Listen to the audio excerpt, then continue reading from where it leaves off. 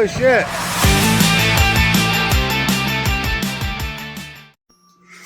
Hello again. Alright, so it's another Sunday during daylight hours. Surprisingly enough, I'm in the garage again. So, the last little clip I was in the mock-up process, and I decided that since I was in a mock-up mood, that I would go ahead and mock up the body. And of course I basically just put the ass end of the tub on the frame where it belongs. But yeah, there's a big gap there, surprisingly enough, 15 inches. Luckily enough, it's pretty much 15 inches on both sides, so I must have done something squirrely. One other update, well, let's see, give you a little better view of that for what it is. Another update, I've been kind of not necessarily trying to drag my feet, but I've been burning time because I haven't been able to get the axles out of my shop into my garage so I can work on them. But I managed to get that done today with the aid of a new engine hoist. I bought a cheap one off of Amazon. Last night I put it together because I finally got both the boxes showed up. And then this morning I said, okay, well, I've had it for, 7 hours now. I guess I should start modifying it. So I added a couple of things. One of the biggest noisemakers was this beam. Has all kinds of clearance in here. So I had some real thin gauge angle iron laying around, and I just kind of slid those in there. It's debatable whether they give you any more strength or not, but anyway, they're in there, and this doesn't wiggle around nearly as bad as it used to. Both sideways and up and down, thank you. I'd also replace this bolt that goes through here. I figure a hitch pin, the same size, and if it's strong enough to hold a trailer to a car, then it should be strong enough to not really hold anything. It's a lot more sturdy anyway. It's not any stronger, but it's a whole lot quieter. So I'm pretty happy with the way it works. And since I had it all put together, I went to the shop and got my rear axle. This is my Gladiator Rubicon 44 axle, and was able to unload that out of the pickup without much of an issue. Worked pretty well thanks to the new hoist. I'm very satisfied. Set this up on a couple of jack stands, obviously, on my little work table, and it's easy to roll around, easy enough to get to access to both sides, and I can rotate the axle up and down. So I think it'll be good wear surface, and it's pretty darn sturdy. I don't think it's going anywhere. I don't have any concerns about that.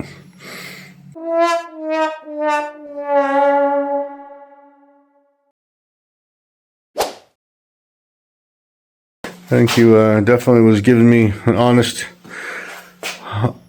opinion on the vehicle or the axle conditions. It doesn't look like they've been wheeled at all. I mean, there's hardly any scratches or zero scratches on the housing. Doesn't look like it ever touched a rock. So yeah, it's about time to break out the plasma cutter and start taking off some brackets.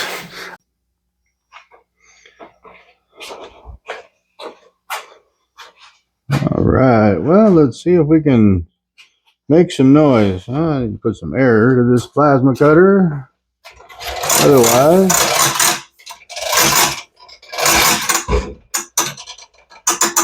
Otherwise, it's not going to do any good at all, is it?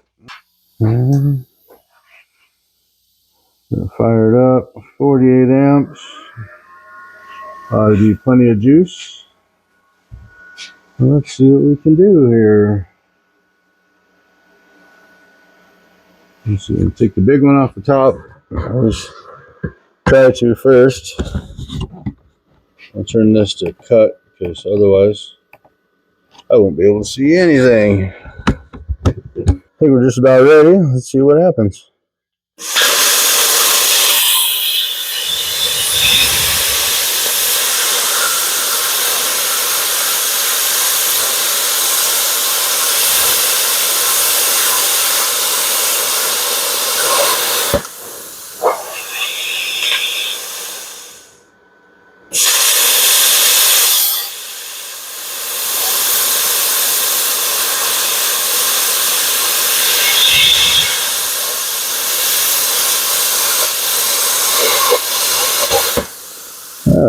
first test done.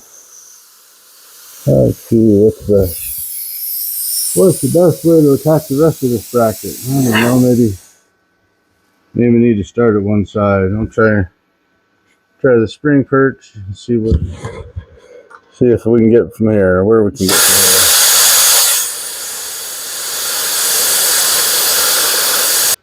here. Let's see, maybe a pry bar will help me in my endeavors. Pry bar and probably a hammer. I'm sure all of those tools will be required at some point. Plenty of victims.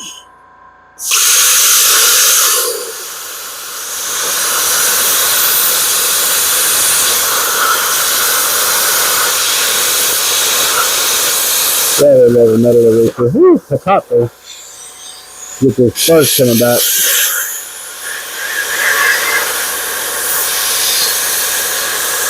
Maybe I'll put some gloves on. Turkey third, you know.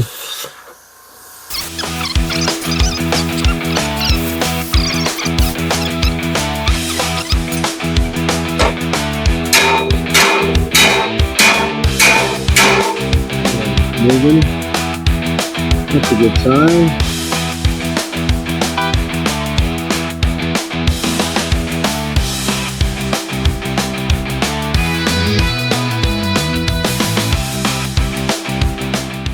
The goal is to get all the factory brackets cut off of it, which I've been working at feverishly. I suspect you just saw some of that in a time-lapse video. As you can tell, I'm far from a professional with a plasma cutter. Some of those brackets are pretty heavy duty as well.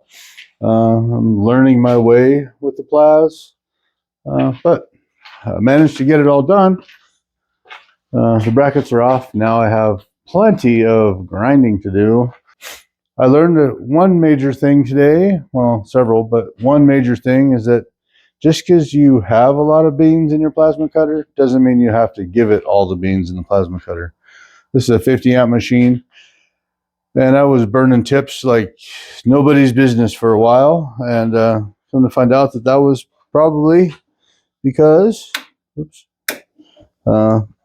because I was throwing too much power at it. I turned it down to about 40 amps. I had it all the way up into the mid 40s or high 40s even, trying to get through those big heavy chunks of 1/4 inch plates, brackets on there. I turned it down to 40 and just went slower, and the tips lasted a whole lot longer. In fact, I didn't even have to replace one for the last half an hour of working on them when I was going through them much quicker than that prior. So yeah, just because you have the beans doesn't mean you need all the beans. So the next step's going to be a ton of grinding. After that, then I'll be able to start test fitting the Artec truss, which has been patiently hanging out over there, waiting for me to get off my duff and get some work done. So here we go.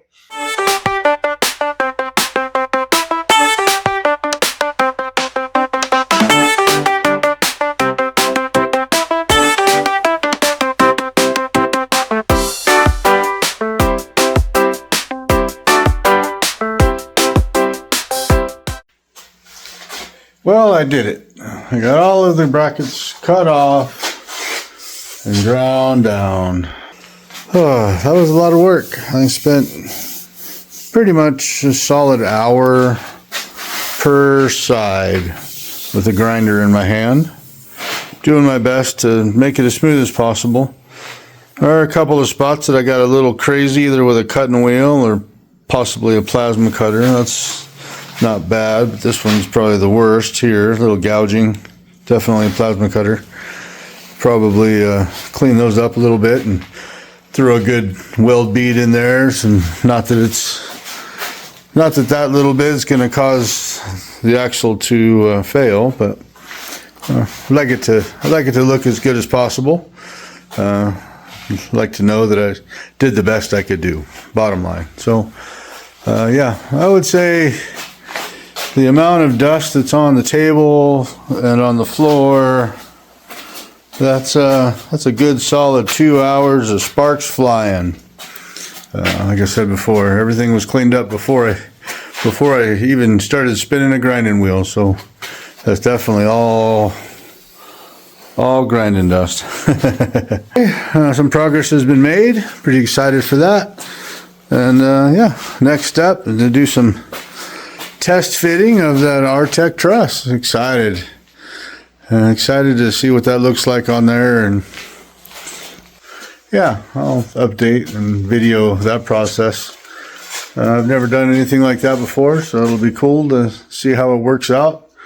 Trust that the engineers did their job to the best of the ability, and a layman like me can make it work. So we'll see how that goes. Either way, I think I'm done in the garage for the night. It's still fairly early. It's not even 9 o'clock yet, which is pretty incredible for me to be either going to bed after working in the garage, or it's not 3 in the morning when I'm out here working on it. So hope you all have a great night. Take care.